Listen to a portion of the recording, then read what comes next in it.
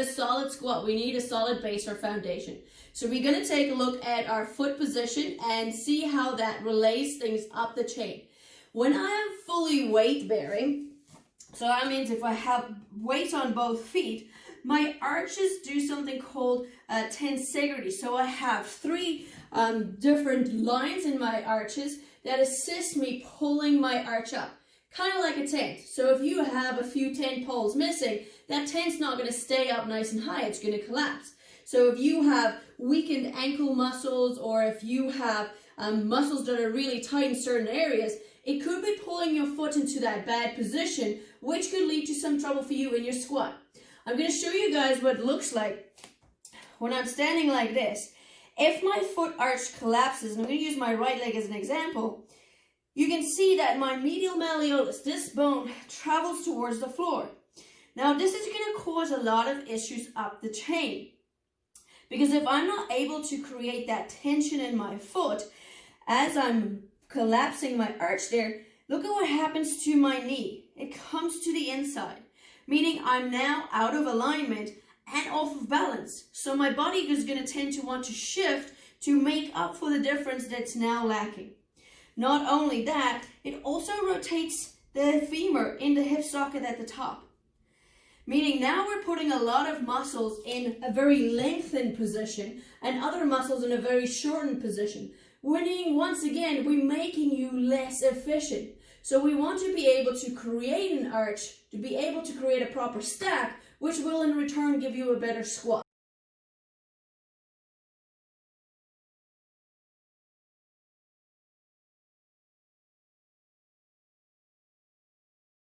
I'm going to show you guys a few ways of doing this.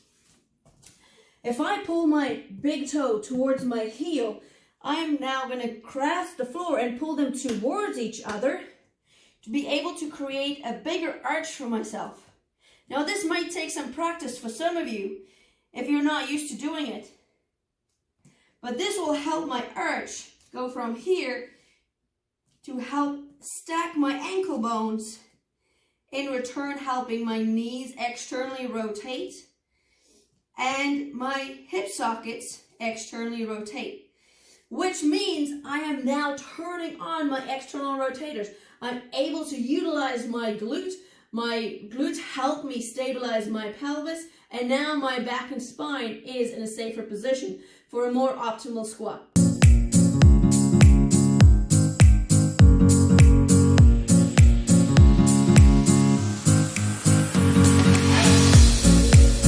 Okay, so we're going to quickly talk about torque rotation. Torque rotation is when I'm essentially winding up my hips. My hips have ligaments and they kind of spiral around the hip bone and to their insertions. So what that means is I'm able to create some good tension, so when I'm actually doing my squat, I can utilize some of this to be able to help me have a better drive and keeping myself in a better position. So I'm going to show what that looks like. I'm going to be pulling my heels towards each other, but I'm not actually going to move them. I'm going to grab the floor like I did in the first video, pull my big toe to my heel, and then click my heels. In return, that will help me externally rotate my knee and create tension in my hips. If you stand up and do this, I promise you, you will feel your glutes fire up. Don't bend over while doing it and try and look at your feet. Stand nice and tall, pull your big toe to your heel, and click your heels together. This will give you something called torque rotation in your hip to be able to carry over some extra energy for you.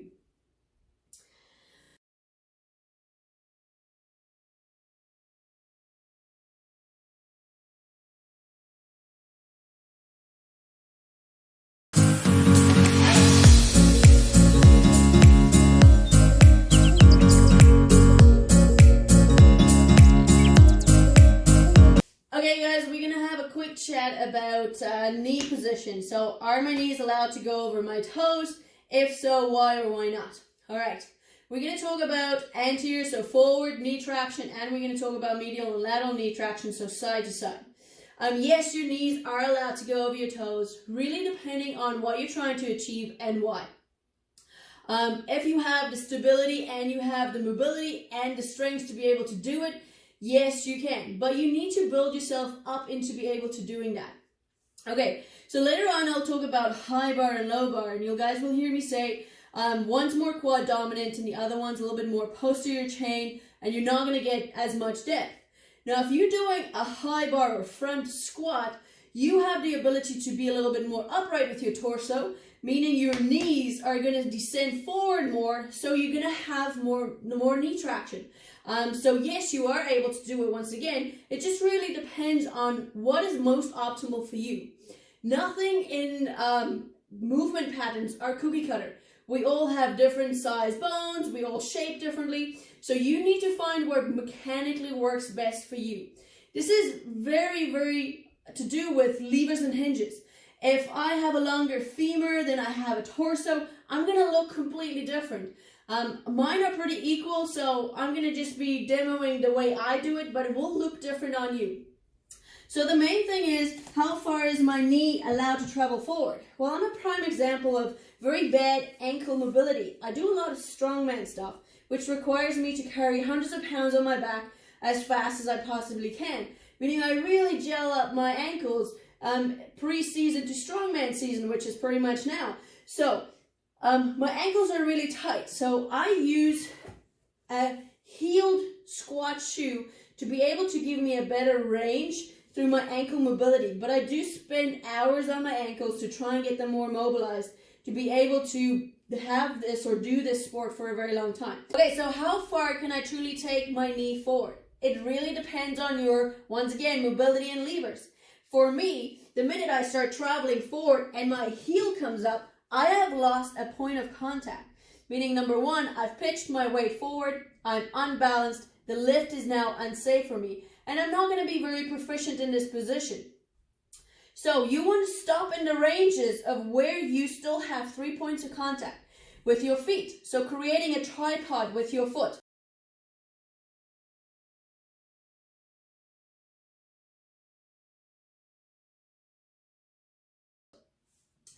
So from the front view, where are my knees supposed to be? When I'm squatting down, they're not supposed to be medial, they're not supposed to be lateral. I want to draw a line in the middle of my knee and take that to my second toe. So when I'm in this position, when I'm squatting, I am going to have my knee over my second toe.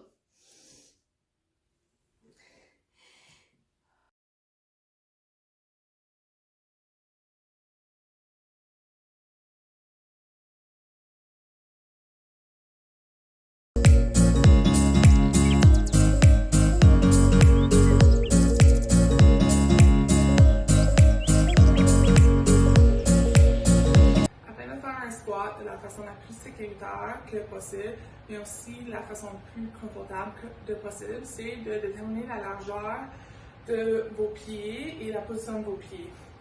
Il n'y a pas vraiment une approche universelle pour ceci, c'est-à-dire qu'il n'y a vraiment pas une distance qui va fonctionner pour tout le monde. Ça dépend largement de plusieurs facteurs biomécaniques. Il y a vraiment 3 positions de pieds qui sont communs pour le squat. Le premier, c'est la position où vos pieds sont directement en dessus de vos épaules. Le deuxième, c'est une position un petit peu plus étroite où vos pieds sont à l'intérieur de vos épaules. Et le troisième, c'est une distance plus large et une position plus large où vos pieds sont à l'extérieur de vos épaules. Mais comme j'ai dit, ça va vraiment dépendre des facteurs biomécaniques, c'est-à-dire que une personne qui est plus grande ont habituellement des leviers qui sont plus longs, c'est-à-dire que c'est très commun que ces personnes-ci vont avoir une position plus large, ça fait que le mouvement est plus confortable pour leurs hanches et leurs genoux. Il y a une bonne façon afin d'essayer de déterminer quelle position fonctionne le mieux pour vous, et je vais vous montrer ceci en prochain. Un bon test que vous pouvez faire pour tester la distance de vos pieds pour le squat ou la position de vos pieds pour le squat et de faire le test suivant. Vous allez commencer dans une position quadrupède, c'est-à-dire sur vos genoux et sur vos mains, et vous allez mettre vos genoux dans les 3 positions que j'ai parlé auparavant, c'est-à-dire une position normale, en dessous des épaules, étroit à l'intérieur des épaules ou à l'extérieur des épaules, une position plus large. Une fois que vous êtes ici, vous allez pousser vers l'arrière avec vos mains un petit peu. Et vous allez voir qu'il va y avoir une position qui va créer un petit peu plus de douleur dans vos hanches et dans vos genoux et peut-être dans votre dos. Et il va aussi avoir une position où vous allez voir une inclinaison pelvienne, c'est-à-dire que votre cul va un petit peu se tourner vers le plancher. Vous ne voulez pas avoir une inclinaison pelvienne parce que vous voulez garder votre dos complètement droit et une position neutre pendant le squat. Eileen a déjà parlé de ça avec vous. C'est-à-dire que vous allez faire votre test avec les 3 positions. Vous pouvez voir pour moi spécifiquement la position large. Je peux pousser vers l'arrière et garder mon dos neutre au cours du mouvement. Une fois que vous allez faire ce test, c'est une bonne position à essayer avec votre squat en position debout. Une fois que vous avez trouvé la position la plus confortable et qui cause la moins de douleur que possible dans la largeur de vos pieds, vous pouvez l'essayer avec la barre en position debout. Il y a beaucoup de monde qui me demande spécifiquement à propos des orteils, est-ce que les orteils doivent être directement en ligne vers l'avant ou s'ils peuvent être un petit peu à l'extérieur comme ceci. Honnêtement, ça dépend largement de la mobilité de vos hanches. Personnellement, moi, mes orteils sont habituellement un petit peu vers l'extérieur. Ça me donne un petit peu plus de place et de mobilité dans mes hanches quand je descends. Mais vous voulez faire certain que, comme Eileen a parlé auparavant dans la vidéo, vous voulez vraiment faire certain de prendre le plancher avec vos pieds, faire certain que vous avez un arche le plus que possible dans votre pied et pousser les genoux vers l'extérieur. Lorsque vous descendez, ça va vraiment créer une plateforme plus stable durant le mouvement.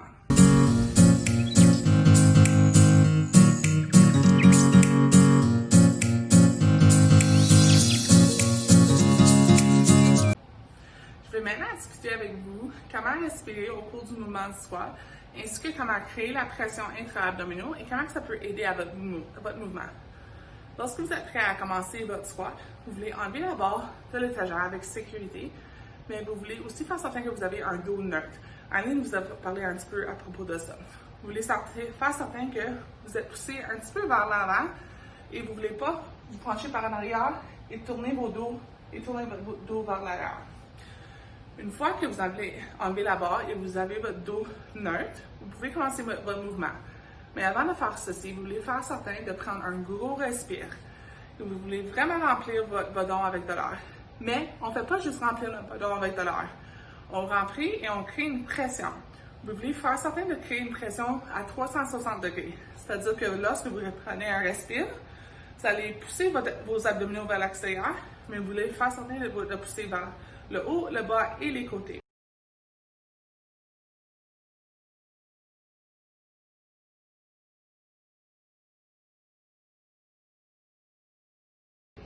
Je vais démontrer.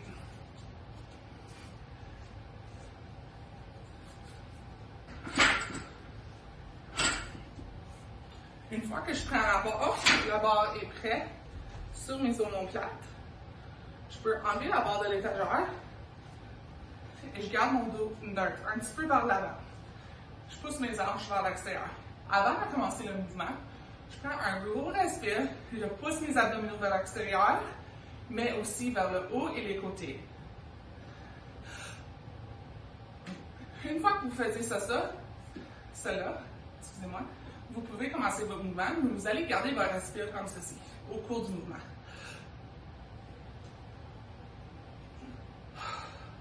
Vous pouvez respirer à la fin du mouvement. Cette pression intra-abdominaux fait que ça protège vos organes, vos muscles, vos ligaments, vos tissus, mais plus importantement, ça crée une plateforme très stable pour le mouvement. On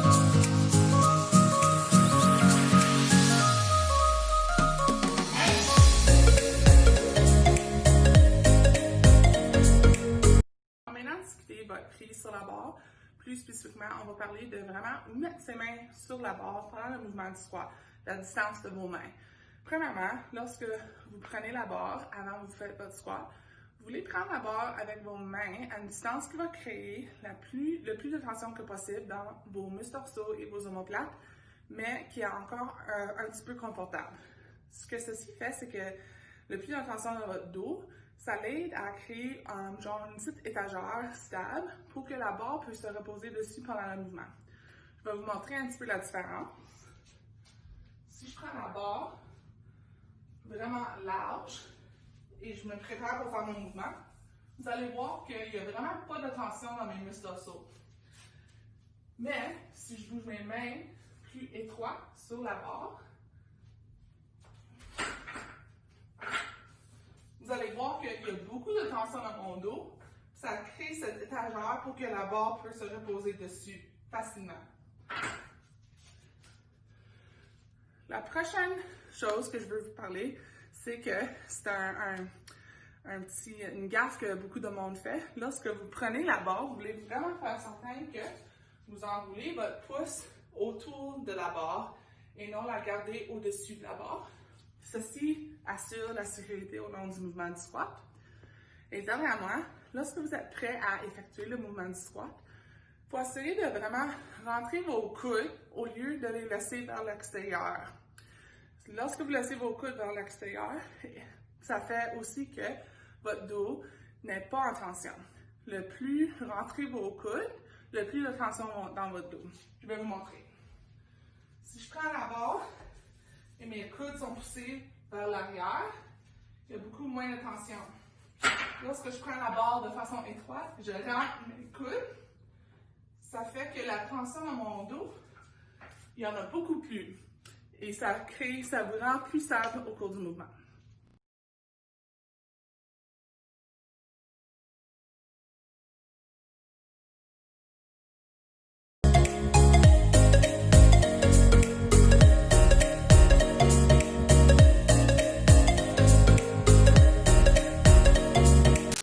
So for my knee position, I'm hoping to have the middle of my knee within the range of my foot. Normally the mid of the knee towards my second toe.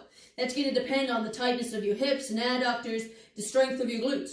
But this will give you the most proficient position for your squat. So when I'm in my squat position, when I'm squatting, I want to make sure that that knee stays over my foot, or that midline of my knee over that second toe. The minute I squat down and my knees travel inwards, I've created that valgus collapse, which is now my arches are down, my glutes are turned off, my pelvis is in a very compromised position, meaning my spine is taking a lot of the load. When my knees are on the outside too far, once again, I've put my body into a bad position, which will allow my hips to drop through all the way, causing something we call a butt wing. Okay, so what that would look like if we take our knees too far on the outside is that external rotated position. I'm going to once again lose a point of contact because I'm rolling onto the outsides of my feet, number one. And number two, my hips are able to drop through a little bit more. So I see a lot of people that are seeking depth, meaning they would like to go deeper, do this. So what happens is now the pelvis rolls underneath the hip, called a butt wink, to be able to give you more of that ability to get down there, but once again, really compromising the spine. So making sure that we keep our knees in a good position will help us stabilize our hips better. If we stabilize our hips better, we support our spine better. If we support our spine better, we have a bigger number on our squat.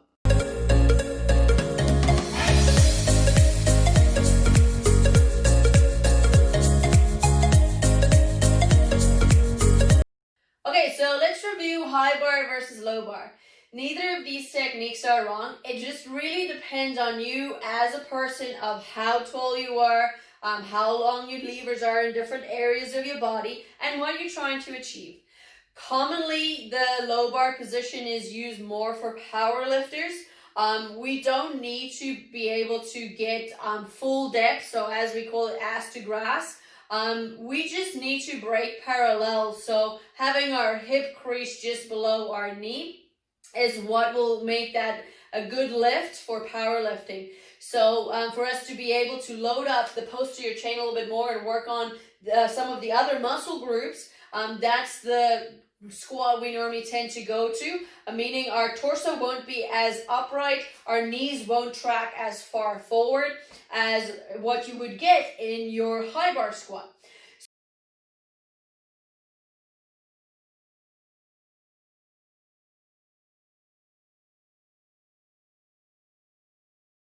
So just quickly talking about high bar position and the safety of having the bar that high. I need to make sure that everybody understands that the bar doesn't actually rest on this very predominant bone that sticks out, our C7. Because if the barbell had to shift or roll during our movement, if we're just off that day, our timing is off, it causes a lot of extra stress on the C-spine, which we all know it's not really something we want to frig around with. This area is not really protected. There's not a ton of big muscles that support our neck. So we want to make sure that we keep it well below that bone. So what we want to do is create a nice big trap set up for ourselves to be able to carry the weight of the barbell on that trap position. If you palpate your shoulder blade, you'll actually find a little shelf right in here. So if you look at the shoulder blade in a picture, you'll see how the bone kind of like comes out, and there's a muscle that normally rests in there, and we can shelf the barbell on top of that, obviously by still pulling our muscle up, so we're protecting the smaller muscle. So I'm going to show what that looks like. When I'm approaching my barbell, I want to make sure that I'm pulling my shoulder blades together, so I'm retracting my shoulder blades, and I'm depressing them at the same time. So retract, depress, and I'm in that good position, and now I have my high bar squat position. When I'm looking at low bar squat position, this could place a lot more stress on my shoulders and my elbows. So a lot of people find a little tennis elbow because of the bicep position that the powerlifters have the barbell in. And that's going to push us forward a little bit as well. So once again, your bar path is going to change from one to the other. So if you're always training one, don't just switch up your technique, use the same amount of weight, because we're now traveling in a different way. So we're going to be pushing our hips back a little bit more, and this is something we'll discuss a little bit later. So what the low bar position would look like .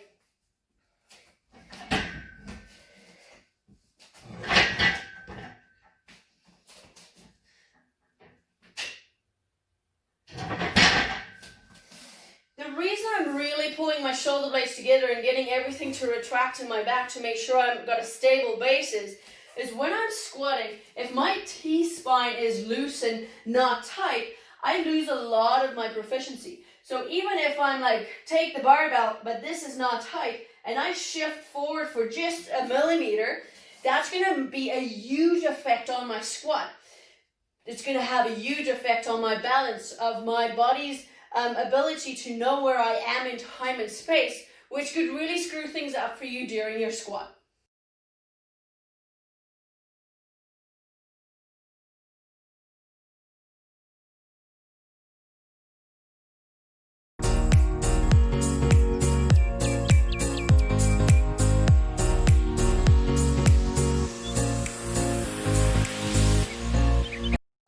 Way for me to move weight from point A to point B would be in a straight line. So when we squat, we really try and keep the weight mid-foot.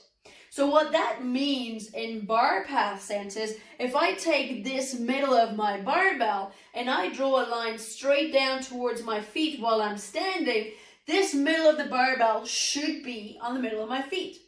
The same thing is if I'm at the bottom of my squat, that middle of the barbell should be in the middle of my foot. That means I'm keeping the weight over my center of gravity. If I pitch forward by just a little bit by having an off timing or bringing my hips up to a little bit or keeping my thoracic spine relaxed, that's going to change my ability and my efficiency, because now I'm not balanced anymore. My weight is not mid-foot, so I'm not going to have my center of gravity, putting a lot of extra stress on other areas of the body. I'm going to show you guys what that straight bar path looks like.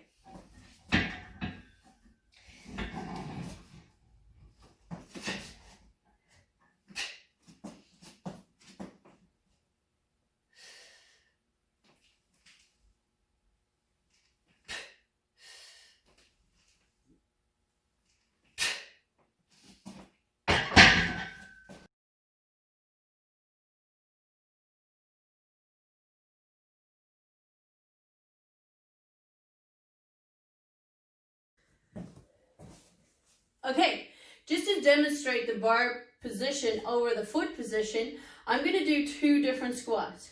Every single time I change my squat, my bar path doesn't change, but you guys will be able to see the difference between my knee traction for the first 2 reps and my knee traction of the second 2 reps.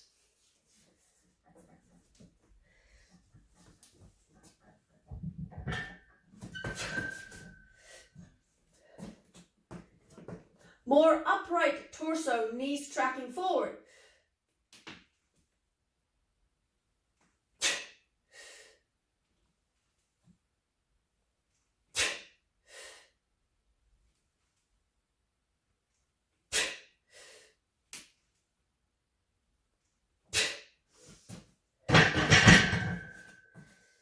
I wanted to use this video to explain the importance of having the barbell mid-foot. Not only that, if you guys look at the video, you will see that the first 2 reps I initiate with my knees before I bend my hips, meaning I'm able to use a little bit more quad dominance and sending my knees forward to track over my toes. In the second 2, you will see that I actually initiate with my hip, pushing my hips back first before initiating my knees. If you are starting with squat, I'm going to challenge you to start initiating with your hips first. This will give you a stronger brace position for your squat. I see a lot of people breaking through their knees and not able to get depth, so they find depth somewhere else, just because they run out of space.